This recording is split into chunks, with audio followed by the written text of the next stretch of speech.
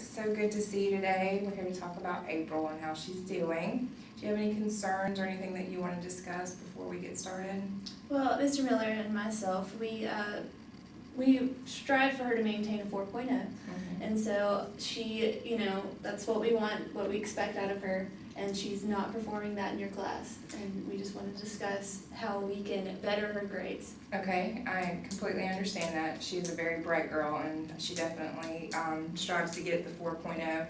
I've noticed that her anxiety levels are extremely high, especially during test taking, also when we're going over study guides and stuff like that in class. So she kind of just shuts down when she gets really anxious.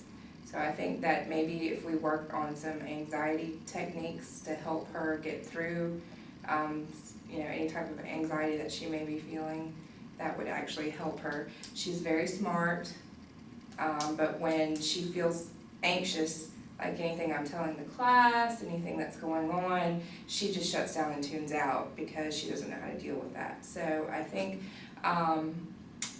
if we really work with her, some things that might help at home would be she might be able to get up extra early to make sure she gets here on time, eat a good breakfast, get a good night's sleep, things like that. And if it gets really, really out of control, we can actually refer her to the counselor and see if they can offer any help.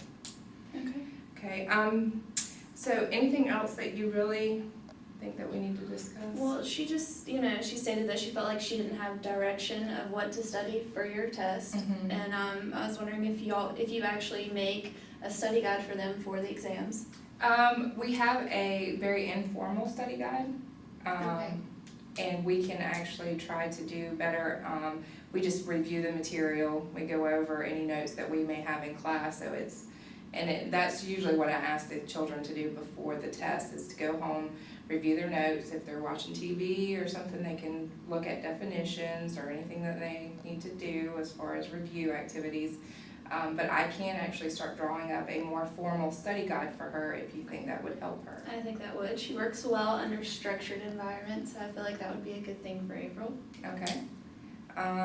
So I've made a list of things that, and like I said, she's very smart. She actually does really well when she's very focused and her anxiety levels are not high.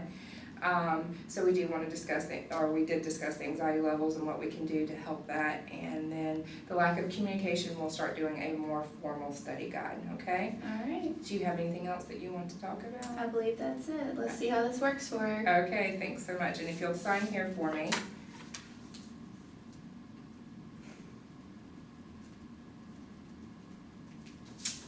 And I'll sign it too. And if you have any concerns, you can always call me or email me. All right.